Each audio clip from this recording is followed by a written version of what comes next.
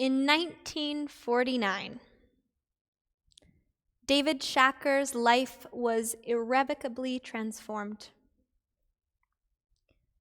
Up until that point, he had been a bright-eyed, healthy, strong little 10-year-old boy who loved playing tennis and running. He had the kind of raw talent that promised opportunity. Everyone who knew him and who saw him play could see that someday he was going to go off and get some fabulous athletic scholarship and go on to do great things.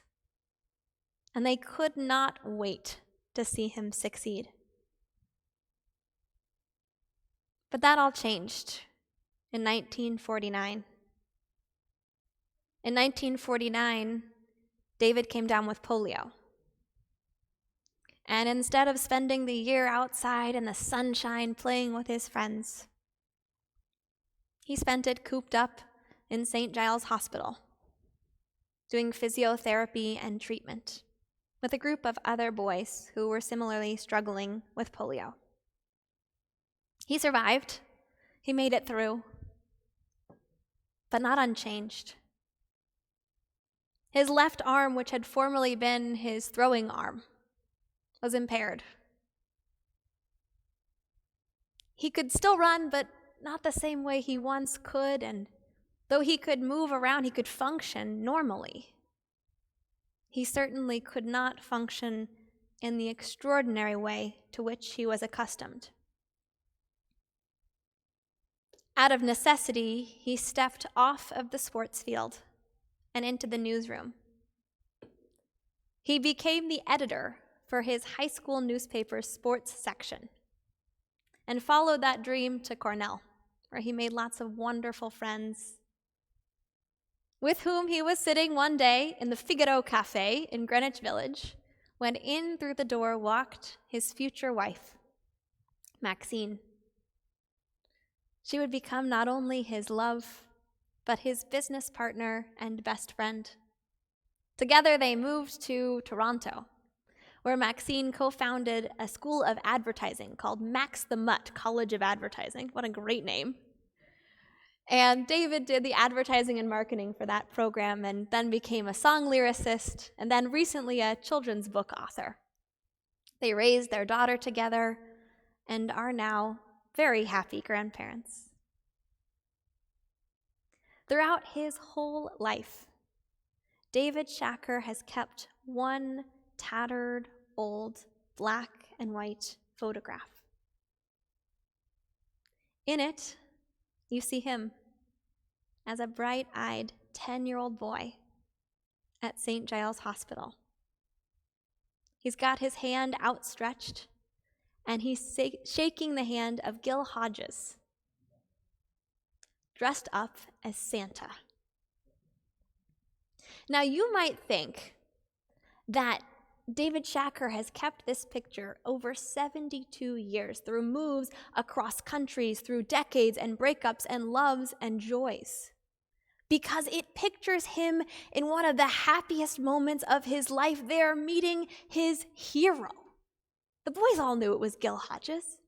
He was great, not just because he was an exceptional baseball player, but because he was someone whose heart overflowed with kindness, who made it his mission to make sure all the other players on his team looked good, to make it his mission to make sure that he gave people rides home. He was just a mensch. But that's not why David Shacker explained to the New York Times he saved that photo. In his words, "My life might have gone an entirely different way if not for my diagnosis in 1949. I might have gone to a different college. I might have had different friends. I might have been a standout athlete. But my life might not have been as happy as it has been. Suppose I'd gone to some other school on an athletic scholarship. I would not have been at Cornell to meet the guy who was with me years later in Greenwich Village when I met Maxine. One change in your life can change everything that follows. In our tradition, Joseph holds on to a similarly tattered photograph. After his father passes away, all of the brothers travel towards Canaan to bury him together.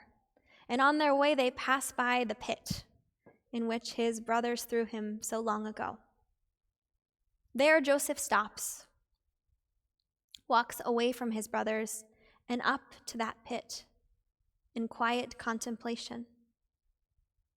He looks down and remembers all of the moments in his life.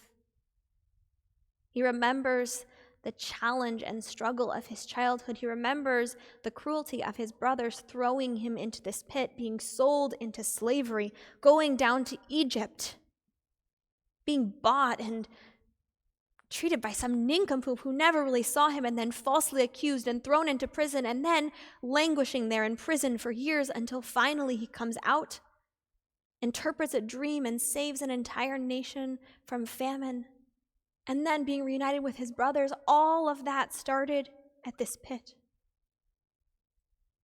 And as Joseph is reminiscing and thinking back, his brothers are panicking.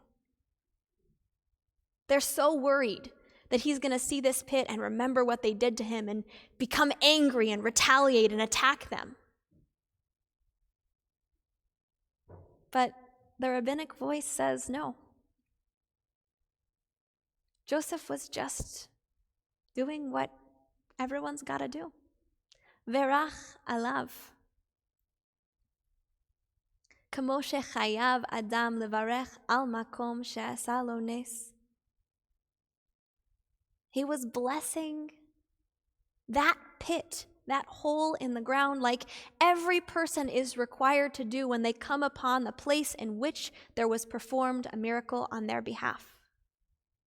Baruch hamakom hazeh, she'asa li nes bamakom hazeh. Blessed is the source of life, the universal God force that fills the universe, who performed a miracle for me in this place. When I first came across this midrash in rabbinical school, I remember having a conversation with my chavrutza about how incredible it is that Joseph has gone through so much tzur, so much struggle, so much suffering.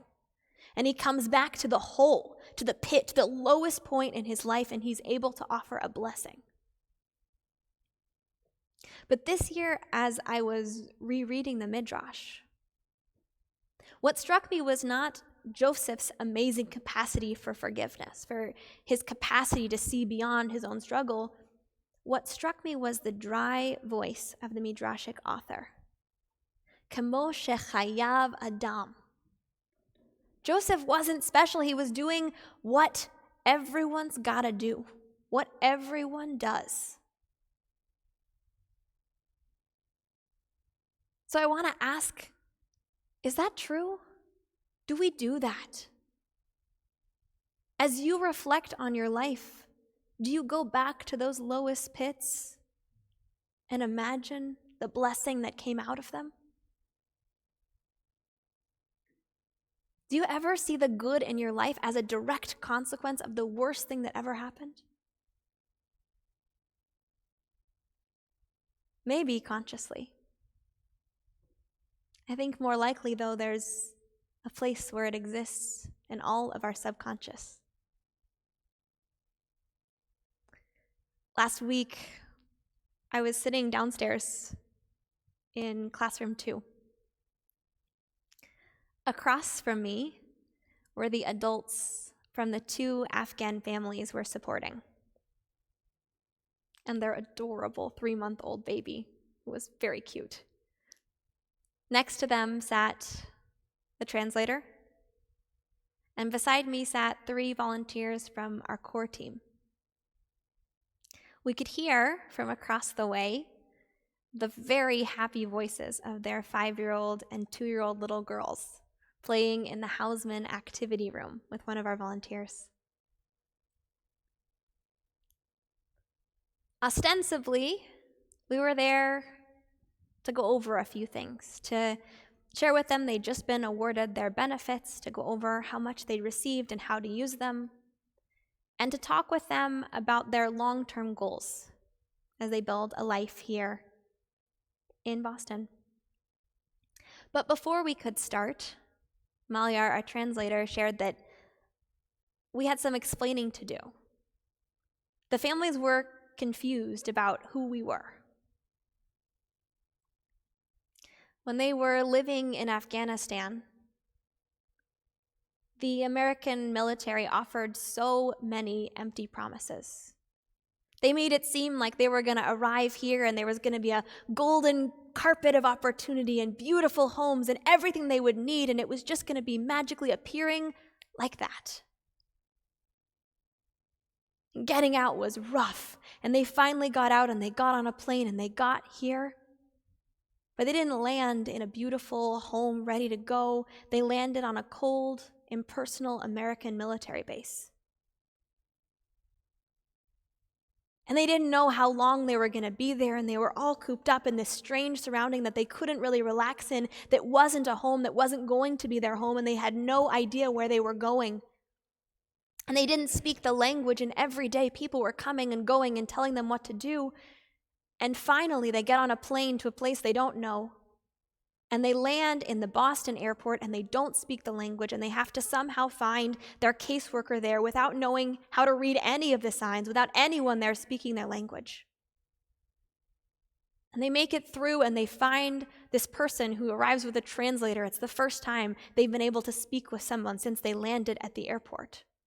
And through the translator, this person gives them some money, explains that they're their caseworker, asks for a few documents, and then disappears. And then there's us. A bunch of volunteers who show up with strollers and bags of donated toys for the kids and snacks. We bring them home. We provide them with food and clothes. We take them shopping. We start teaching them English. But there are really significant ways in which we haven't been able to help them. Those documents that they gave over at the airport to their caseworker, we haven't been able to get those back. We've gotten some of the information from those documents, but we haven't gotten those documents back. We have not been able to push through their paperwork. They don't have their work permits. They probably won't for months from now. The caseworker hasn't reappeared, and we haven't been able to make that happen because they are so overwhelmed with all of the thousands of Afghans that are coming into this country. They are just barely staying above water. And understandably, our family is feeling frustrated. How is it that we were promised all of these things and we come here and what gives? So Malyar says, you have to explain. You have to explain who you are. You're not the government, you're not a caseworker, you're just a ragtag group of volunteers who care a lot and want to do right by them. So we tried. We started by saying, before we start this meeting, we want to share with you who we are and who we're not. We're not government, we're not caseworkers, we're not professionals, we really have no training in this. We're just a group of Jews from Temple Emmanuel in Newton who want to help you. Our translator translates, and then Malyar says, do you mind if I add a little bit of context? He explains they've never met Jews before. So he starts and he says something in Pashto, and all of a sudden, all four adults burst out laughing as hard as I've ever seen them laugh before. And then he says something seriously, and then they get very serious. We say, what did you say? He said, well, I told them that you're an imam. And then he goes on and on and on in Pashto. And finally, he turns to us and translates what he shared. And he says, I explained to them that Jews, like Muslims, have a rich religious tradition, that they have mosques and you have synagogues, and you gather together. And I shared with them that as Jews, you have had a unique life experience, that your ancestors have been persecuted for thousands of years, that your people have fled, have had to rebuild in so many different places. I told them about pogroms and challenges and oppression. I told them about the Holocaust. I told them that volunteers in your community remember what it was like to leave their homes with nothing but the clothes on their back and to arrive in this country depending only on the kindness of strangers, not knowing the language or what to do. And for that reason, I told them that Jews feel a special responsibility to help immigrants, that you are helping them because you know what it is to be a stranger in a strange land, and you want to make sure they do not feel alone. Today is the first day of 2022. Typically, on the secular New Year, we make resolutions. We decide we're going to exercise more or drink less. We're going to stop getting in fights with that person that really irritates us, and we're going to be just all around a better person. But this year, I don't want to just invite you to set resolutions. I want to invite you to see your life in higher resolution. What are the tattered black and white photographs you have been carrying around all this time?